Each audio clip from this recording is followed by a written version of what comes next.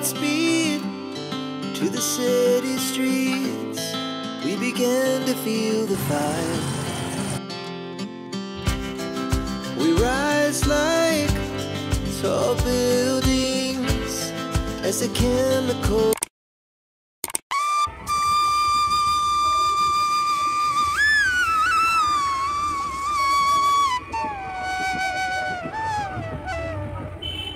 নমস্কার, simple lifestyle of joy চ্যানেলের একটি নতুন ব্লগে স্বাগত জানাই সবাইকে।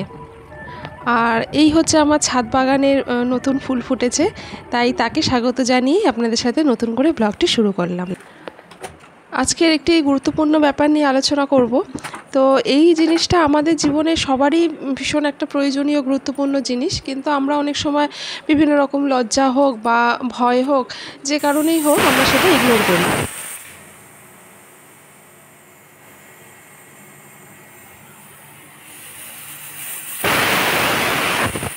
তো সেটা যদি আমরা কারোর সাথে একটু মন খুলে আলোচনা করতে পারি বা সেটা যদি আমরা শেয়ার করি, তাহলে দেখবেন অনেকটা প্রবলেম সলভ হয়ে যায়। তো সেই নিয়েই আজকে কিছু আলোচনা করব। আর এখানে এই মোচাটা আমি নিয়ে এসেছি, আজকে মোচার একটা ঘন্ট তৈরি করব, কিন্তু মোচা কাটাটা দেখাবো ভেবেছিলাম, কিন্তু একদম আমি ভিডিওটা করতে ভুলে গেছি বা তাড়াহুড়োর মধ্যে করা হয়নি, তাই রান্নাটাই আজকে দেখাবো। তো টাইটেল দেখে তো বুঝেই গেছেন যে আজকে স্ট্রেস নিয়ে কথা বলবো। তো যেটা প্রথমেই বলবো ফার্স্ট পয়েন্টটা, সেটা হলো অতীতের কষ্ট সব কিন্তু ভুলে যেতে হবে। অতীতে আমাদের এই হয়নি, ওই হয়নি, আমি এটা পাইনি, ওটা পাইনি, এটা হলে ভালো হতো, সেই নিয়ে ধরে যদি আমরা অতীত ধরে বসে থাকি, তাহলে কিন্তু বর্তমান আমাদের আরোই খারাপ হয়ে যাবে, বর্তমান আমাদের ভালো চলবে না। আর এই যে এখানে এই মানি প্ল্যান্ট গাছটা আমি দেখাচ্ছি, বলতে চাইছি যে মানি প্ল্যান্ট গাছ এমনই একটা গাছ যেটা যেখানে সেখানে যখন তখন বসিয়ে দেওয়া যায়, আর ফেলে দেওয়ার মন হয় না। আর এর জন্য কিন্তু খুব একটা কোনো যত্নও প্রয়োজন হয় না, আর এই ঘরের কিন্তু খুব সুন্দর শোভাও বাড়ায়। সকালবেলা এই যে আমাদের আজকের ঘুগনি দিয়ে মুড়ি দিয়ে টিফিন হবে, আজকে আর অন্য কিছু আর করিনি, রুটি ফুটি করার তো আর সময় ছিল না, তাই জন্য মুড়ি দিয়েই চালিয়ে দিয়েছি। তাই মাঝে মাঝে একটু এরকমও ভালো লাগে, তাই না? তাই অতীতকে ভুলে গিয়ে অবশ্যই বর্তমানকে নিয়ে আমাদের বাঁচতে হবে, আর বর্তমানটাকে কিভাবে আমরা ভালো করব, সুন্দর করব, সেই চেষ্টাই আমাদের সবসময় করতে হবে। তাহলে দেখবেন অনেকটা স্ট্রেস ফ্রি থাকা যাবে। আর এইখানে এই আমি দুপুরের মেনুটা সাজিয়ে নিচ্ছি।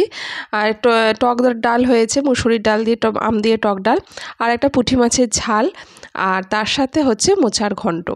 এই আজকে আমাদের দুপুরের মেনু। আর 2 নম্বর পয়েন্টে আসবো, প্রতিদিন একটু করে হাঁটুন। ব্যায়াম যদি এক্সারসাইজ যদি বাড়িতে বসে করতে নাই পারা যায়, তাহলে কিন্তু অসুবিধা নেই, কিন্তু হাঁটার থেকে বড় ব্যায়াম কিছু নেই। অক্লান্ত পরিশ্রম করে কিন্তু হাঁটতে হবে, ওই ঢেলে দুলে হাঁটলাম ওরম করে কিন্তু হাঁটলে হবে না, যে ঘাম ঝরানোর মতন একদম পরিশ্রম করে হাঁটতে হবে। দেখবেন মন শরীর সব ফুরফুরে তরতাজা দারুণ হয়ে গেছে। এটা একদম অক্ষরে অক্ষরে মিলিয়ে নেবেন। হাঁটার মতন সুন্দর ব্যায়াম কিন্তু কিছু নেই, তাতে কিন্তু অনেকটা মন ভালো থাকে, স্ট্রেস ফ্রি থাকে, অনেক ভালো লাগে। 3 নম্বর পয়েন্ট যেটা আসবো, সেখানে হচ্ছে সকাল সকাল ঘুম থেকে ওঠার অভ্যাস তৈরি করুন। তাতে কি হয়, সকালবেলা ঘুম থেকে উঠলে কিন্তু সকালে যে একটা সুন্দর মনোরম পরিবেশ, তাতে কিন্তু মন অনেক ভালো হয়ে যায়। সকালে উঠেই যে আমাকে কাজকর্ম করতে হবে তা নয়, সকালে উঠে একটু ছাদে যাই, একটু বারান্দায় গেলাম, বা যে কারোর যদি সামনে উঠোন থাকে উঠোনে গেলাম, তাতে সকালে যে মৃদু একটা ঠান্ডা হাওয়া, তার সাথে যে পাখির কলরব, আর সকালে যে শান্ত স্নিগ্ধ যে একটা পরিবেশ, তাতে দেখবেন অনেকটা মন শান্ত হয়ে যায়, অনেক স্ট্রেস ফ্রি লাগে। সেই পরিবেশটাকে অনুভব করুন, দেখবেন অনেকটা ভালো লাগবে। চলে আসছি 4 নম্বর পয়েন্টে, নিজেকে যত্ন নিন। Love your self. নিজেকে যদি ভালোবাসেন, নিজেকে যদি যত্ন করেন, তাহলে কিন্তু দেখবেন অনেকটা ভালো লাগবে। যেরকম আমি যদি মনে করি যে আমি কি এই বাড়ির সব কাজ করি বলে কি আমি কি বাড়ির চাকরের মতন, আমি কি বাচ্চাদের দেখাশোনা করার কি সার্ভেন্ট? একদমই না। সেই জন্য যখনই নিজেকে যত্ন করব, নিজেকে ফিটফাট সুন্দর করে সাজিয়ে গুছিয়ে রাখবো, তখনই সেটা কিন্তু অনেকটা স্ট্রেস ফ্রি লাগবে। মনে হবে যেন আমার নিজের কাজ, নিজের সব কিছু করছি, আর নিজেকে সুন্দর দেখতে কিন্তু নিজেরই অনেক তখন ভালো লাগবে। আর এদিকে আমি ঘরের কাজগুলো আস্তে আস্তে করে ডাস্টিং ক্লিনিং যেগুলো আছে, আমি টুকটুক করে সেগুলো করে নিচ্ছি, আর তার সাথে সাথে আপনাদের সাথে গল্পও করছি, আলোচনাও করে নিচ্ছি। 5 নম্বর পয়েন্টে বলবো, মোবাইল থেকে যতটা সম্ভব দূরে থাকার চেষ্টা করুন। কারণ এই মোবাইলটা আমাদের জীবনে মানে ভীষণভাবে যেমন অভিশাপ তেমন আশীর্বাদও অবশ্যই আছে। তো প্রয়োজন ছাড়া মোবাইল যতটা সম্ভব ব্যবহার না করাই ভালো। আর মোবাইল থেকে দূরে থাকলে যেরকম হয় শোয়ার সময় বিশেষ করে আমার মোবাইল থেকে তো একটা রে বেরোয়, তো আমরা যখন রাতের বেলা ঘুমাই তখন মানে ওই ঘরের মধ্যে যদি মোবাইলটা রাখা না যায়, যদি অন্য কোনো ঘরে দূরে কোথাও রাখা যায়, সেটা কিন্তু ভীষণভাবে শরীর ও মনের জন্য ভালো।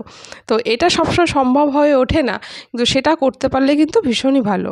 6 নম্বর পয়েন্টে বলবো, কাজ থেকে কিছুক্ষণের জন্য ছুটি নিন। এবার বলবেন যে কাজ থেকে কী করে ছুটি নেবো, আমাদের তো কাজ এটাই, এই কাজ না করলে সংসার চলবে কী করে, জীবন চলবে কী করে। হ্যাঁ অবশ্যই ছুটি নেওয়া বলতে আমি বলতে চাইছি কিছুক্ষণ অন্তত রেস্ট নিন। একটা কাজ করতে করতে একটু কিছু বসলেন, সেখানে হয়তো আপনার প্রিয়জন কারোর সাথে একটু 10 মিনিট 5 মিনিট যাই হোক একটু কথা বলে নিলেন, হাজব্যান্ড যদি অফিসে থাকে তার সাথেও একটু কথা বলে নিতে পারেন। এরকমভাবে যদি একটুখানি টাইম স্পেন্ড করে আপনি যদি কাজে আবার লাগেন, তখন দেখবেন অনেকটা কিন্তু স্ট্রেস ফ্রি লাগছে, অনেকটা নিজেকে কিন্তু চাপ মুক্ত লাগছে, ভালো লাগছে। 7 নম্বর পয়েন্টে বলবো, নিজেদের মধ্যে একটা বেস্ট কোয়ালিটি টাইম কাটান। বেস্ট কোয়ালিটি টাইম বলতে চাইছি যে দুজনকে একটুখানি সময় দিন। মানে আপনি সারাদিন কী করলেন সেটা হাজব্যান্ডকে জানালেন, বা হাজব্যান্ডের যদি কোনো সুবিধে অসুবিধের কোনো কাজকর্ম থাকে বা কোনো অসুবিধের কথা থাকে সেগুলো আপনি শুনুন, সেটা অফিসের কথাও হতে পারে, এমন কিছু কথা আছে যেটা আপনাকে বলে তার ভালো লাগলো, সেরকম কিছু। আর এই যে এদিকে তো তোজো চলে এসছে স্কুল থেকে, আর সন্ধেবেলায় চেষ্টা করবেন একটু ফ্রি টাইম কাটাতে। ওই সময়টা যদি একটুখানি আমরা মানে একটু হালকা চা বিস্কিট খেলাম বা একটু হালকা টিফিন খেলাম, খেয়ে যদি একটু রিল্যাক্সভাবে একটু কিছুক্ষণ বসে থাকা যায় বা একটু শান্তভাবে যদি একটু চিন্তামুক্তভাবে যদি একটু থাকা যায়, তাহলে দেখবেন অনেকটা কিন্তু স্ট্রেস ফ্রি লাগছে। ওই সময়টা কিন্তু একটু ভাইটাল সময় থাকে। আর আমি এরপরে এদিকে এই যে রান্নাঘরের কাজগুলো একটু গুছিয়ে নিচ্ছি, আর যেগুলো ফ্রিজে ঢোকানোর দরকার সেগুলো ফ্রিজেও ঢুকিয়ে দিচ্ছি। আর অর্কিড তো ও ওই পুঁটি মাছ খাবে না, তাই জন্য ওর জন্য একটা ডিমের অমলেট করে নিতে হচ্ছে। মোবাইলে সবসময় ব্যস্ত থাকাটা কিন্তু একদমই কার্যকর কথা নয়। 8 নম্বর পয়েন্টে বলবো, লোকের কথায় কান দেবেন না। কারণ দেখুন এই লোকেরা কিন্তু আপনার সুবিধে অসুবিধে বিপদ আপদে কিন্তু কেউ পাশে এসে দাঁড়াবে না, কিন্তু দুটো কথা বলার সময় তখন কিন্তু ঠিক বলবে। সেই জন্যই আর কি তাদের কথায় কান না দিয়ে আপনার যেটা সুবিধে হয়, আপনার যেটা ভালো লাগে, অবশ্যই সেটা ব্যক্তি স্বাধীনতা সবার আছে, সেটা করুন, দেখবেন অনেক স্ট্রেস ফ্রি লাগবে, তখন পিছু চিন্তা হবে না, অবশ্যই ভালো কাজের মধ্যে ডুবে থাকুন। 8 নম্বর পয়েন্টে বলবো, ভালো বন্ধু রাখুন, পজিটিভ লোক রাখুন। যেরকম যাদের কাছ থেকে আপনি বুঝবেন যে আপনি ভালো কোনো উপদেশ পাচ্ছেন, ভালো কোনো পরামর্শ পাচ্ছেন, বা আপনার মানসিক দিক থেকে আপনি তাকে দুটো কথা বলে শান্তি পাচ্ছেন, বা তার কাছ থেকে আপনি ভালো রেসপন্স পাচ্ছেন, এরকম ভালো বন্ধু রাখুন, জীবনে দেখবেন অনেক ভালো থাকবেন। কোনো কিছু নিয়ে বেশি ভাববেন না, এটা নেক্সট পয়েন্ট, যে ভবিষ্যতে কী হবে, ছেলেমেয়ের কী হবে, অর্থ সঞ্চয় কী হবে, টাকা পয়সা কোত্থেকে আসবে, এত কিছু ভাববেন না।